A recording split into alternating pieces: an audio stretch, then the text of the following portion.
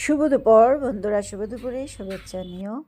আর দেখো, লাই পাতা নিয়ে এসলাম, আর এদিকে ট্যাংরা মাছও নিয়ে এলাম। আর আমার নিচে নিয়ে এসেছিলো ট্যাংরা মাছ, তাই এত তাজা ট্যাংরা দেখে আমি নিয়ে নিলাম। ট্যাংরাগুলো ছোটো কিন্তু তবুও তাজা দেখে আমি নিয়ে নিলাম। আর এদিকে দেখো, শিমও কেটে রাখলাম, আর পেঁয়াজও কেটে রাখছি। আর ধনিয়া পাতা দেখো, এত সুন্দর ধনিয়া পাতা আমার এটা বান্ধবী দিয়ে গেল, সকাল সকাল বললো আমাদের ঘরের ধনিয়া পাতা খেয়ে দেখো অনেক সেন্ট আছে, আচ্ছা যাই খেয়ে খাবো। এইদিকে দেখো, হলুদ মাখিয়ে মাছগুলো বসিয়ে দিলাম ফ্রাই হতে।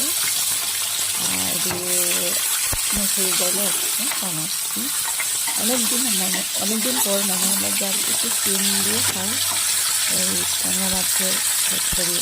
আগেও খেয়েছি ট্যাংরা মাছকে শিম দিয়ে ঝুল বানিয়েছিলাম, তো আজকে ভাবলাম ঝুল বানাবো না, আজকে একটু চচ্চড়ির মতোই বানাবো। তরকারি বানাচ্ছি আর ডালও করছি।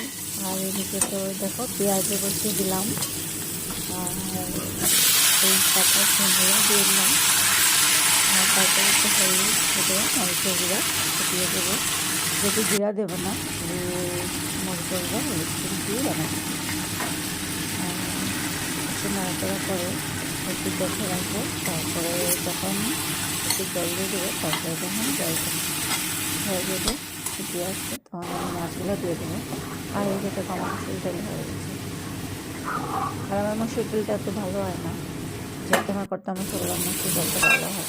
যাই, আর এদিকে টমেটো দিয়ে দিলাম, টমেটো দিয়ে দিলাম,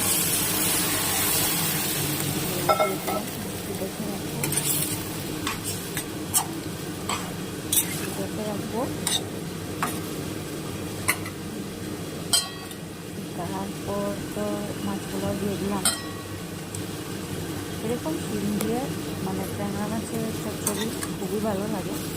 লাস্টে একটু ধনিয়া পাতা দিয়ে দিব, আমার বান্ধবীর বাসার ধনিয়া পাতাটা দিই। আর এদিকে একটু আলু ফ্রাই করে নিয়েছে, এই দেখো হয়ে গেলো।